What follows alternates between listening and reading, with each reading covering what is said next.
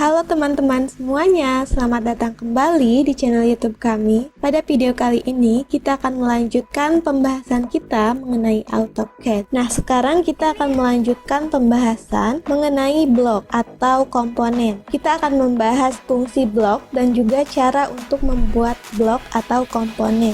Nah, sebelum kita contohkan bagaimana cara untuk membuat blok, di sini kita sediakan dulu objeknya. Kita buat lingkaran misalnya. Untuk membuat lingkaran, kita aktifkan C kemudian enter, lalu kita buat seperti ini. Kemudian di sini saya akan membuat rectangle juga. Dan saya ingin membuat teksnya. Saya ingin tingginya segini saja, kemudian untuk sudutnya kita buat 0, lalu kita tulis bangun.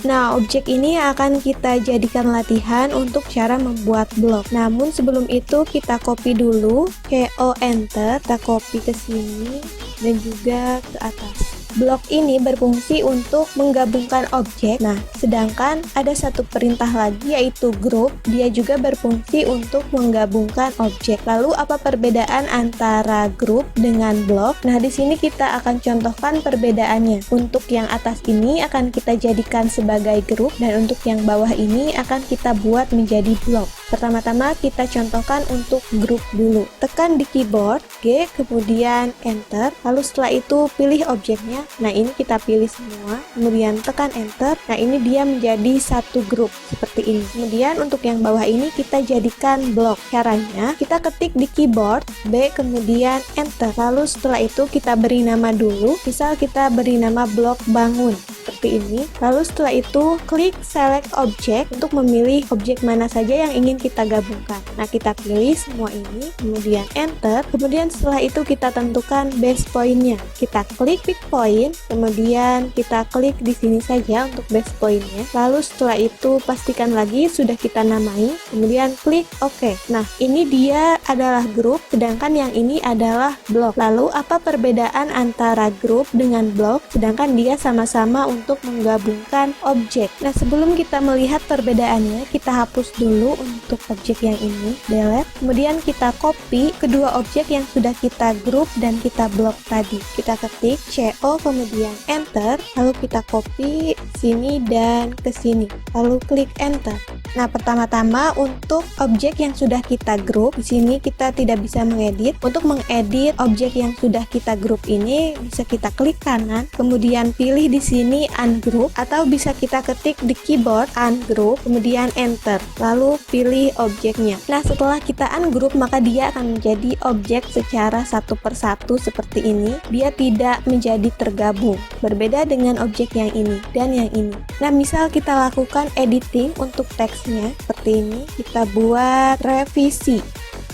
Lalu setelah itu misal kita ingin move untuk rectangle ini, kita ketik di keyboard M kemudian enter, pilih objek lalu enter untuk konfirmasi dan tentukan base point untuk di move-nya. Di sini kita klik misal ke arah sini, lalu klik, nah jadilah dia move. Nah, yang kita revisi ini pada objek yang sudah kita grup, dia tidak akan merubah apapun pada grup lain yang sebelumnya sudah kita copy ke sini. Sedangkan perbedaannya untuk objek yang sudah kita blok adalah seperti ini. Kita editing dulu untuk objek yang sudah kita blok. Caranya klik 2 kali, kemudian setelah itu tekan OK. Lalu setelah itu kita bisa mengedit di sini. Misal kita ubah menjadi revisi.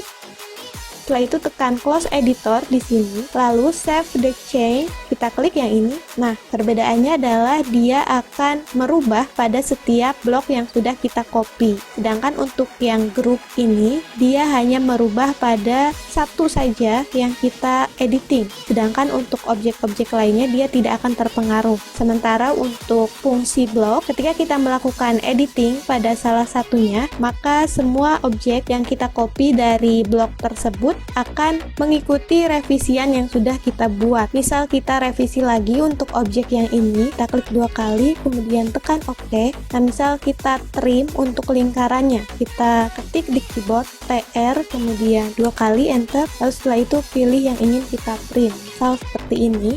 Setelah itu kita bisa tekan close block editor, atau kita juga bisa ketik di keyboard BC untuk block close, kemudian enter, kemudian save. Nah, maka dia semuanya akan mengikuti hasil yang kita ubah. Jadi fungsi group ini adalah untuk menggabungkan beberapa objek saja, sedangkan untuk fungsi block dia merupakan satuan komponen, yang mana apabila kita melakukan satu revisi pada salah satu bloknya, maka blok yang lain akan mengikuti revisian tersebut. Nah, misal kita membuat blok pintu, maka semua ukuran, semua bentuk pintu tersebut akan sama, dan kalau kita melakukan revisi untuk ukurannya, maka semua blok pintu tersebut akan mengikuti ukuran yang sudah kita rubah tersebut. Jadi tentunya ini sangat mempermudah apabila saat drafting kita ingin melakukan perubahan untuk ukuran atau bentuk pada objek yang sama persis, maka fungsi blok ini tentunya akan lebih mempermudah dan mempercepat waktu pengerjaannya. Sedangkan apabila kita hanya membuat satu objek saja, berarti kita hanya perlu menggunakan fungsi dari group saja untuk mempermudah. Jadi itulah perbedaan antara group dengan block. Jadi teman-teman boleh menyesuaikan ingin menggabungkan objek dengan fungsi group ataupun dengan fungsi block sesuai dengan kebutuhan dan keperluan masing-masing, fungsi mana yang lebih efektif. Oke, cukup sekian untuk penjelasan pada video kali ini mengenai cara membuat